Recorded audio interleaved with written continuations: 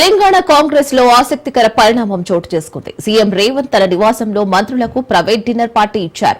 దాదాపు రాష్ట్ర మంత్రులంతా విందుకు హాజరయ్యారు. కేబినెట్ విస్తరణ ఊహాగానాల నేపథ్యంలో డిన్నర్ పార్టీపై ఆసక్తికర చర్చ సాగుతోంది. అదేవిధంగా ప్రభుత్వ పథకాల ఫీడ్బ్యాక్, ప్రతిపక్షాల విమర్శలపై చర్చించినట్లు సమాచారం. డిన్నర్ పార్టీపై ఓవైపు ఆసక్తి రేపుతుంటే మరోవైపు నేతల్లో హైటెన్షన్ నెలకొంది. విస్తరణకు ముందు సీఎం ఆనవాయితీగా ఇస్తున్న డిన్నర్ అంటూ టాక్ వినిపిస్తోంది. ఇక రేపు సీఎం రేవంత్ మరోసారి ఢిల్లీకి వెళ్లనున్నారని తెలుస్తోంది.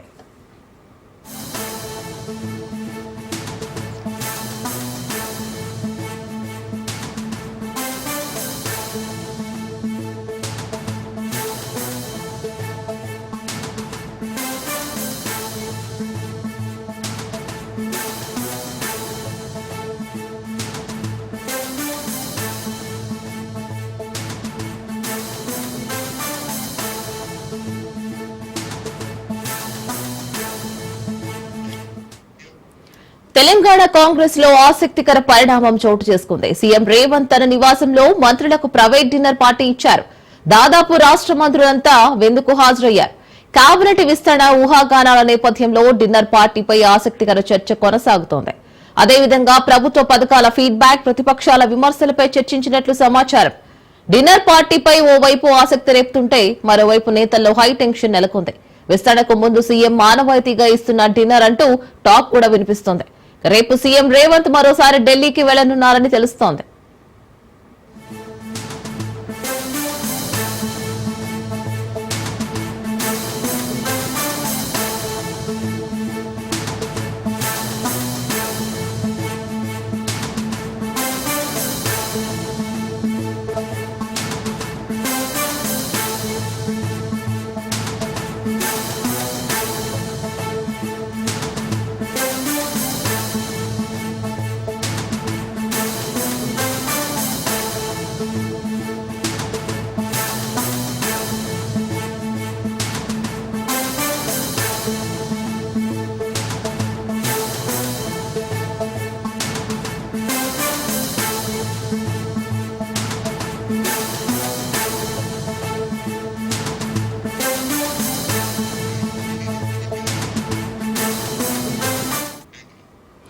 రేవంత్ నివాసంలో మంత్రులకు డిన్నర్ పార్టీపై మరింత సమాచారాన్ని మా ప్రతినిధి రాజు అందిస్తారు. రాజు, ఈ డిన్నర్ పార్టీలో ఓవైపు ఆసక్తి, మరోవైపు నేతల్లో ఉత్కంఠ అయితే నెలకొని ఉంది. అసలు ఎటువంటి చర్చలతో ముందుకు వెళ్లబోతున్నారు రేవంత్?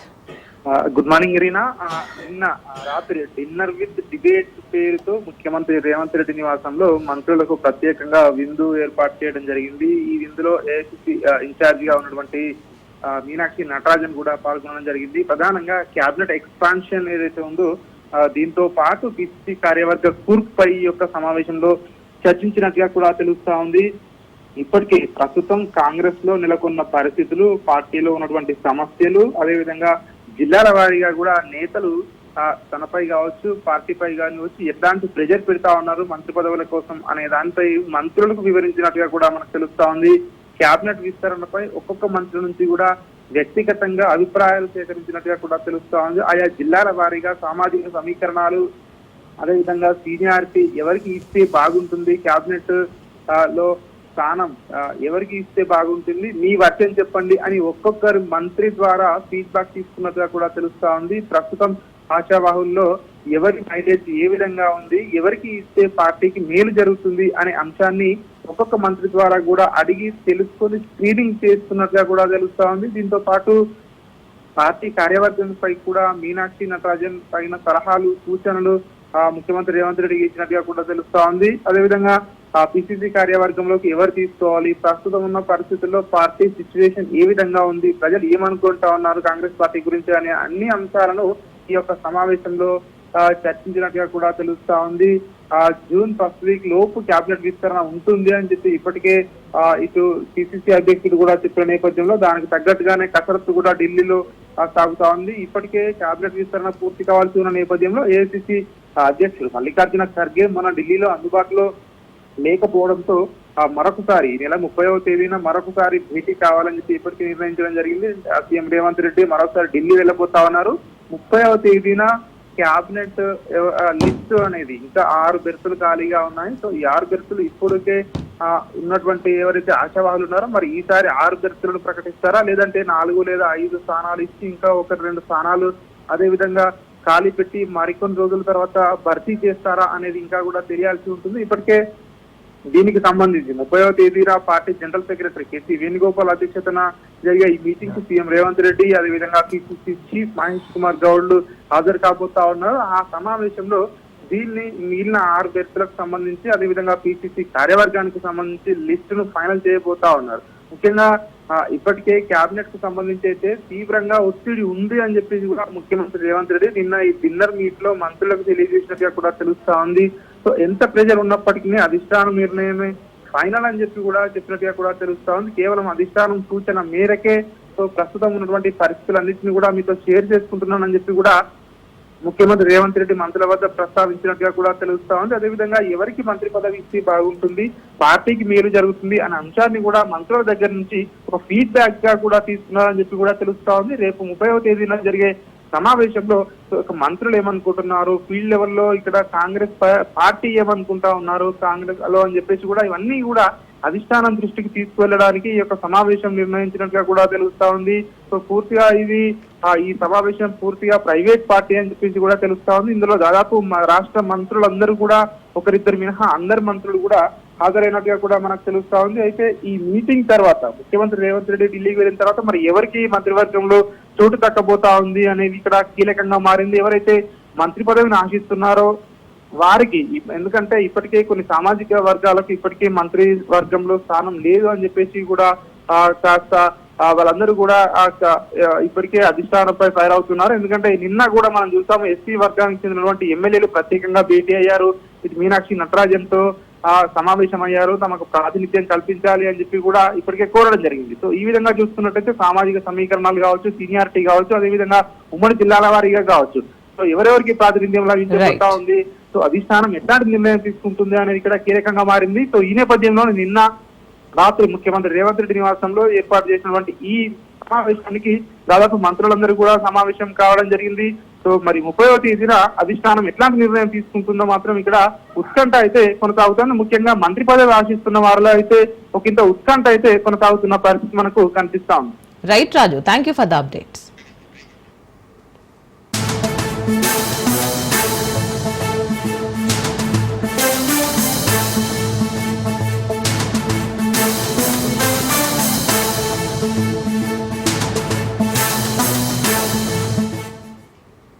తెలంగాణ బీజేపీ నేతల్లో కిషన్ రెడ్డి వీడియో కాన్ఫరెన్స్ నిర్వహించారు. ఇటీవల బీజేపీ నేతల స్టేట్మెంట్ పై అధిష్టానం ఆగ్రహం వ్యక్తం చేసినట్లు తెలుస్తోంది.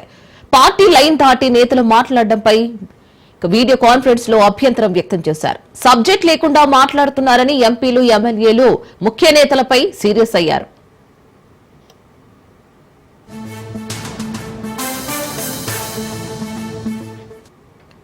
కవిత లేఖ కాళేశ్వరం కమిషన్ ఎపిసోడ్ పై నోరు అదుపులో పెట్టుకోవాలని కిషన్ రెడ్డి హెచ్చరించారు.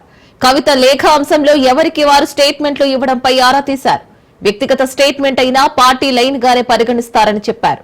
మాజీ ఎమ్మెల్యే, ఎంపీ మాట్లాడిన మాటలపై వీడియో కాన్ఫరెన్స్ లో చర్చించారు. అడ్డగోలుగా మాట్లాడినా పార్టీ లైన్ దాటినా ఉపేక్షించేది లేదని స్ట్రాంగ్ వార్నింగ్ ఇచ్చారు. సొంత ఎజెండాలు పక్కన పెట్టాలని, పార్టీ ఎజెండాను దృష్టిలో పెట్టుకోవాలని నేతలకు సూచించారు.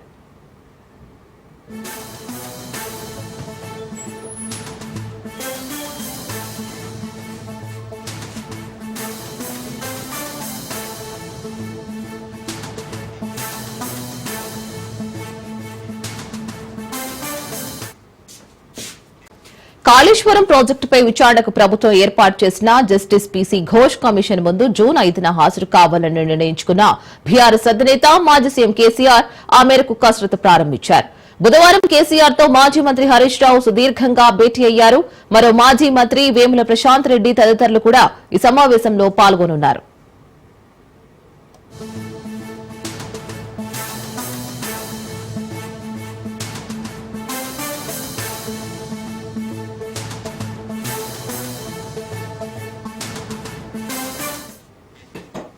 జూన్ 5న కేసీఆర్, 9న హరీష్ రావు కమిషన్ ముందు హాజరు కానున్న నేపథ్యంలో అక్కడ వినిపించాల్సిన వాదనలు, ఇవ్వాల్సిన వివరణపై వారు చర్చించినట్లు సమాచారం.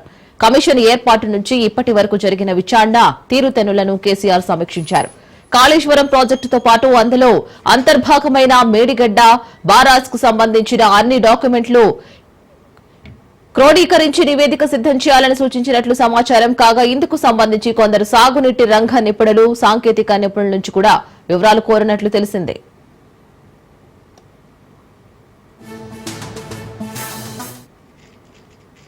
ఎన్డీఎస్ఏ ఇచ్చిన నివేదిక అశాస్త్రీయంగా ఉందని నిర్మాణ సంస్థ ఎల్ఎన్టీ చేసిన ప్రకటనపైన ఈ భేటీలో లోతుగా చర్చించినట్లు తెలుస్తుంది. ఎన్డీఎస్ఏ నివేదికలోని డొల్లతనాన్ని కమిషన్ ఎదుట ప్రస్తావించాలని నిర్ణయించినట్లు సమాచారం. కమిషన్ కు అరాకొర సమాచారం ఇవ్వకుండా పూర్తిస్థాయి ఆధారాలతో వివరణ ఇవ్వాలని కేసీఆర్ భావిస్తున్నట్లు తెలిసిందే. ఉమ్మడి రాష్ట్రంలో తెలంగాణకు సంబంధించి గోదావరి నదుల విషయంలో పాలకులు చూపిన నిర్లక్ష్యాన్ని ఎత్తి చూపాలని భావిస్తున్నట్లు కూడా తెలుస్తోంది. కాగా తాము అన్ని విషయాలు వివరించేందుకు వీలుగా తగినంత సమయం ఇవ్వాలని కూడా కమిషన్ ను కోరాలని బీఆర్ఎస్ భావిస్తోంది.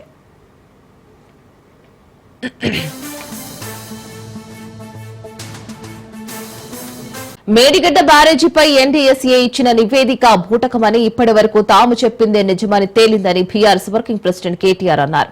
కనీస పరీక్షలు నిర్వహించకుండా ఎన్డీఎస్ఏ తుది రిపోర్ట్ ఎలా ఇస్తుందని అన్నారు. ప్రపంచ ప్రఖ్యాత నిర్మాణ సంస్థ ఎల్ఎన్టీ సూటిగా ప్రశ్నించడంతో ఈ నివేదిక తప్పుల తడకాని రుజువైందని అన్నారు.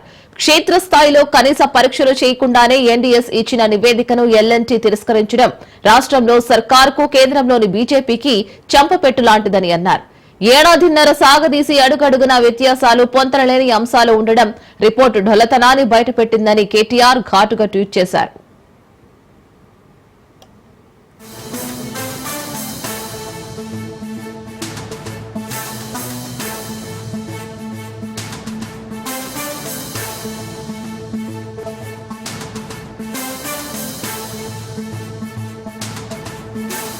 తెలంగాణ కాంగ్రెస్ ఇన్ఛార్జ్ మీనాక్షి నటరాజన్తో మాదిగ సామాజిక వర్గం ఎమ్మెల్యేలు భేటీ అయ్యారు. తమ సామాజిక వర్గానికి మంత్రివర్గంలో చోటు ఇవ్వాలని మాదిగ సామాజిక వర్గం ఎమ్మెల్యేలు మీనాక్షి నటరాజన్ కు వినతి పత్రం అందజేశారు. మాదిగులు అంటే కాంగ్రెస్, కాంగ్రెస్ అంటే మాదిగులు అని అన్నారు ఎమ్మెల్యే మందుల సామ్యూల్.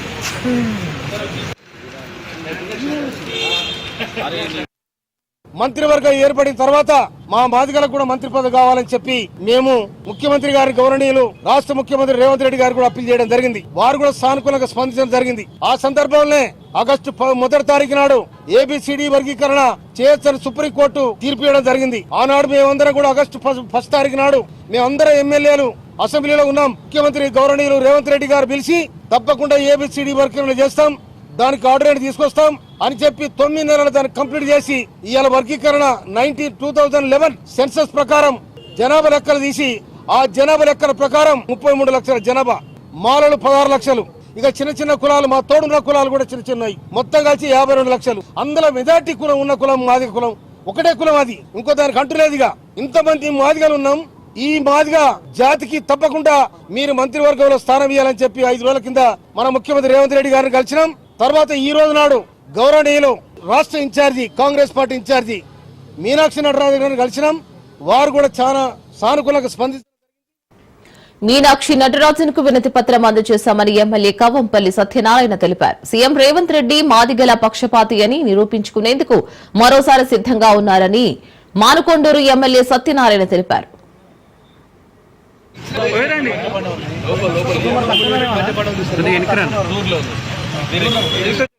మాదిగ కులం ఉన్నది, ఆ కులానికి నాయకత్వం వహించే నాయకుడు లేడు.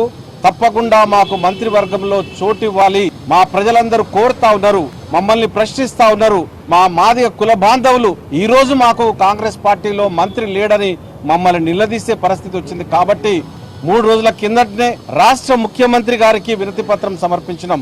అదే విధంగా వర్గీకరణ చైర్మన్ గా ఉన్నటువంటి ఉత్తమ్ కుమార్ రెడ్డి గారికి నిన్న కలిసి మా యొక్క విజ్ఞాపన పత్రాన్ని, అయ్యా మాకు కూడా మంత్రివర్గంలో చోటు కల్పించాలి, మాదిగలకు ప్రాతినిధ్యం లేదు మంత్రివర్గంలో అని ఆయనకు కూడా మా యొక్క విన్నపాన్ని విన్నవించుకోవడం జరిగింది. మరి అదే విధంగా డిప్యూటీ సీఎం బట్టి విక్రమార్క గారికి కలిసి నిన్న మా యొక్క విజ్ఞాపన పత్రాన్ని ఇవ్వడం జరిగింది. మరి ఈ రోజు ముఖ్యంగా మన రాష్ట్ర ఇన్ఛార్జ్ అయినటువంటి మీనాక్షి నటరాజన్ గారిని కలవడం 5గురం కూడా కలిసి ఒకటే రిప్రజెంట్ చేసినాము. దానికి ప్రాధాన్యత లేదు. ఈ రోజు దయచేసి మీరు మా సమస్యను అర్థం చేసుకొని తప్పకుండా రాబోయే ఏదైతే మంత్రివర్గ విస్తరణ ఉన్నదో దాంట్లో మాదిగలకు స్థానం కల్పించాలని చెప్పినాము. సానుకూలంగా స్పందించినారు.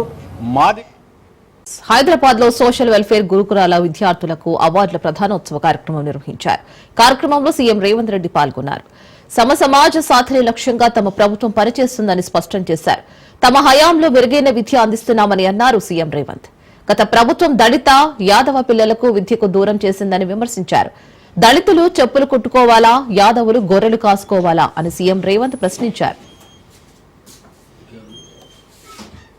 ఎస్ఎస్సిలో, ఐఐటిలో, ఎన్ఐటిలో, నీట్లో, ఐపీఈ అదేవిధంగా స్పోర్ట్స్ లో రాణించిన విద్యార్థులను అభినందించాలని బాబు జగ్జీవన్ రామ్ ఆడిటోరియంలో కార్యక్రమాన్ని ఏర్పాటు చేసి అభినందించడానికి ఆహ్వానించిన విద్యార్థులు వాళ్ళ తల్లిదండ్రులందరికీ కూడా మనస్ఫూర్తిగా నేను అభినందనలు తెలియజేస్తున్నా. తెలంగాణ వైతాళికుడు సురవరం ప్రతాప్ రెడ్డి గారి 129వ వర్ధంతి. నిజాం సర్కార్కు వ్యతిరేకంగా ప్రజల్లో చైతన్యం తీసుకొచ్చి భారతదేశంలో హైదరాబాద్ రాష్ట్రాన్ని విలీనం చేయడంలో వారు అత్యంత క్రియాశీలక పాత్ర పోషించారు. వారి స్ఫూర్తిని కొనసాగించడానికి తెలుగు యూనివర్సిటీకి సురవరం ప్రతాప్ రెడ్డి గారి పేరు పెట్టుకోవడం జరిగింది. నిజాంలు, రజాకర్లను, ఘడీల దొరలను ఎదురించి నిలబడ్డ వీర వనిత చాకలి ఐలమ్మ స్ఫూర్తిగా పోరాటానికి స్ఫూర్తినిచ్చిన చాకలి ఐలమ్మ పేరు ఈ రోజు మహిళా యూనివర్సిటీకి మనం పెట్టుకోవడం జరిగింది. మిత్రులారా, ఈ రోజు ఈ గౌరవం, ఈ సమాజంలో గుర్తింపు వీళ్ళకు కులం వల్ల రాలేదు, వీళ్ళకు చదువు వల్ల గుర్తింపు వచ్చింది. చదువే ఈ రోజు వాళ్ళని గౌరవం తెచ్చిపెట్టింది. ఆ చదువే ఈ వేదిక మీద ఈ రోజు కూర్చోబెట్టింది. ఈ రోజు చాలా మంది విమర్శిస్తున్నారు, మీరు అధికారంలో ఉన్నప్పుడు బర్రెలు, గొర్రెలు, చేపలు, చెప్పులు కుట్టుకోండి అనే స్కీములు మీరు తీసుకొచ్చిండ్రు. ఆనాడు బడుగు బలైన దళిత గిరిజన మైనారిటీ వర్గాలు ఏం చేయాలంటే దళితులు చెప్పులు కుట్టుకోవాలి, బలహీన వర్గాలు చేపలు పట్టుకోవాలి, ట్రైబల్స్ పందులు పెంచుకోవాలని గత ప్రభుత్వంలో స్కీములు వచ్చినాయి. మీరు అందరూ చూడండి, గత 10 సంవత్సరాలలో ఏం చెప్పారు? బర్రెలు, గొర్రెలు ఇస్తాం, చేపలు ఇస్తాం, చెప్పులు కుట్టుకోండి, మీకు స్కీములు ఇస్తామని చెప్పిండ్రు తప్ప మీకు చదువు చెప్తాం, మీకు రాజ్యాధికారం ఇస్తాం, మీ రాజ్యం నిర్మాణంలో మిమ్మల్ని భాగస్వాములను చేస్తామని చెప్పలేదు. మీ చదువుకున్న నిరుద్యోగ యువకులకు పీజీలు, పిహెచ్డీలు చదివి అలా చాలా మంది పేదోళ్ళు, నేను గ్రామీణ ప్రాంతం నుంచి వచ్చిన గ్రామీణ పరిస్థితులు ఎట్లుంటాయో క్షుణ్ణంగా అవగాహన ఉన్నవాడిగా చెప్తున్నా. ఎందుకు ఆ 10 సంవత్సరాలలో ఉద్యోగ నోటిఫికేషన్లు ఇవ్వలేదు? ఏ ప్రభుత్వం అయినా, ఏ పాలకులైనా ఒక్క సంవత్సరంలో 59,000 ప్రభుత్వ ఉద్యోగాలు ఇచ్చిన ఎవరైనా ముఖ్యమంత్రి రాష్ట్ర ప్రభుత్వం ఉంటే వాళ్ళు విధించే ఏ శిక్షకైనా నేను, మా ఉప ముఖ్యమంత్రి గారు సిద్ధంగా ఉన్నాము. కడపలో జరిగిన టీడీపీ మహానాడు సభలో ఏపీ సీఎం చంద్రబాబు తెలంగాణ గురించి ఆసక్తికర వ్యాఖ్యలు చేశారు. తెలంగాణ, ఏపీ 2 రాష్ట్రాలు తనకు 2 కళ్లు లాంటివని అన్నారు. హైదరాబాద్ అభివృద్ధికి, విద్యుత్ సంస్కరణకు తాను చేసిన కృషిని గుర్తు చేశారు. గోదావరి జలాల వినియోగంపై అపోహలు వద్దని, రాయలసీమకు నీళ్లు ఇవ్వాలన్నదే తన ఆశయమని ఆయన స్పష్టం చేశారు. ఈ వ్యాఖ్యలు రాజకీయ దుమారం రేపుతాయా లేక సత్సంబంధాలకు దారితీస్తాయా చూడాలి. ఎవరికి అనుమానాల అవసరం లేదు. ఆంధ్రప్రదేశ్ రాష్ట్రం చివరి రాష్ట్రం కాబట్టి ఎక్కడ నీళ్లు వచ్చినా మన తర్వాత సముద్రంలోకి వెళ్తాయి. పోలవరం తర్వాత రాజమండ్రి తర్వాత సముద్రం తప్ప వేరే మార్గం లేదు. అలాంటప్పుడు సముద్రంలోకి పోయే నీళ్లు మనం వాడుకుంటే ఈ నీళ్ల వల్ల తెలంగాణకు కూడా లాభం ఉంటుంది తప్ప ఎవరికి నష్టం లేదు. ఇక్కడ బీఆర్ఎస్ అయితే ఏదో నష్టం వచ్చినట్టు మాట్లాడుతున్నారు. నేను ఆ రోజు కూడా ఏదైతే వాళ్ళు ప్రాజెక్టు కట్టినప్పుడు గోదావరి పైన నేను ఎప్పుడు కూడా అబ్జెక్ట్ చేయలేదు. నా ఆలోచన ఒకటి, తెలంగాణ గాని ఆంధ్రప్రదేశ్ రాష్ట్రం గాని నాకు ఎప్పుడు చెప్పాను 2 కళ్ళను ఆ రోజు చెప్పా. ఈ రోజు చెప్తున్నా, హైదరాబాద్ అభివృద్ధి చేసింది నేనే, గంటాపదంగా చెప్పగలుగుతాను. విభజన జరిగిన తర్వాత హైదరాబాద్ తెలంగాణ రాష్ట్రానికి చెందితే నేను గర్వపడ్డాను. ఈ రోజు దేశంలోనే ఎక్కువ తలసరి ఆదాయం వచ్చే రాష్ట్రం తెలంగాణ రాష్ట్రం. దానికి నాంది పలికిన వ్యక్తి పార్టీ తెలుగుదేశం పార్టీ. ఏపీలో విలువలు లేని రాజకీయాలు నడుస్తున్నాయని అన్నారు మాజీ సీఎం వైసీపీ అధినేత జగన్. పార్టీ స్థానిక సంస్థల ప్రజాప్రతినిధులతో సమావేశమయ్యారు. ఏపీ ప్రస్తుతం ఏ పరిస్థితుల్లో ఉందో ప్రజలందరికీ తెలుసునని అన్నారు. రాష్ట్రంలో కూటమి ప్రభుత్వం అధికారంలోకి వచ్చిన నాటి నుంచి అన్ని వర్గాల ప్రజలు ఇబ్బందులు పడుతున్నారని అన్నారు. ఇన్ని దారుణాలు జరుగుతా ఉన్నా కూడా నేను మీ అందరికీ కూడా చెప్పేది ఒకటే, ఎల్లకాలం ఈ ప్రభుత్వం ఇలా సాగదు. ఈరోజు నిజంగా ఏ వర్గము కూడా సాటిస్ఫైడ్ గా లేదు. చంద్రబాబు నాయుడు గారి హయాంలో ఈ ఏడాదిలో ఒక్కటంటే ఒక ఉద్యోగం రాలా. పైగా ఈయన వచ్చిన తర్వాత ఉద్యోగాలు ఈయన ఊడబెరికింది ఎంతమందియో తెలుసా? 2,60,000 మంది వాలంటీర్ల ఉద్యోగాలు హూష్ కాకి. ఈయన వస్తానే 15,000 మంది ఏపీ బ్రివరేజెస్ లో పనిచేస్తా ఉన్న కాంట్రాక్ట్ ఎంప్లాయీస్ హూష్ కాకి. ఈయన వస్తానే రేషన్ షాపుల్లో రేషన్ బండ్లు పెట్టుకుని నడిపిస్తా ఉన్న 9,800 మంది వాహనాలు, ఒక్కొక్క వాహనంలో 2 పనిచేస్తారు. 20,000 మంది ఉద్యోగాలు హూష్ కాకి. ఈ మనిషి వచ్చిన తర్వాత ఉద్యోగాలు కొత్తవి ఇవ్వడం దేవుడెరుగు గానీ ఉన్న ఉద్యోగాలు ఏకంగా 3 లక్షల పైచులకు ఉద్యోగాలు హూష్ కాకి ఈయన వచ్చిన తర్వాత. మొట్టమొదటిసారిగా ఈరోజు చూస్తా ఉన్నాం రాజకీయాలను భ్రష్టు పట్టిస్తా ఉన్న పరిస్థితి ఎప్పుడైనా చూశాము అనంటే చంద్రబాబు నాయుడు గారి పరిపాలనలో మాత్రమే ఇలా భ్రష్టు పట్టించే కార్యక్రమం జరుగుతుంది అని. ప్రజాస్వామ్య పద్ధతిలో ప్రజాస్వామ్యబద్ధంగా ఎన్నిక కాబడ్డ ఎంపీటీసీలను, జెడ్పీటీసీలను, కౌన్సిలర్లను, చంద్రబాబు నాయుడు గారి పాలనలో జరుగుతా ఉన్న వైఫల్యాలను, చంద్రబాబు నాయుడు గారి పాలనలో జరుగుతా ఉన్న అన్యాయాలను ప్రశ్నిస్తే చాలు, ఆ ప్రశ్నించే గొంతు వినపడకుండా చేయడం కోసం ఏకంగా భయాన్ని సృష్టిస్తూ రెడ్ బుక్ రాజ్యాంగాన్ని నడుపుతా ఉన్నారు. దొంగ కేసులు పెడతా ఉన్నారు, దొంగ సాక్ష్యాలను సృష్టిస్తా ఉన్నారు.